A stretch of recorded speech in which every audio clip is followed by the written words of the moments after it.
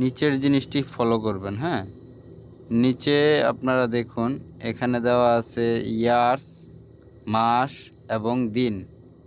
তো প্রথমে বছর দেখুন, ভালোভাবে দেখে নিন, ইয়ার্স, মাস এবং দিন।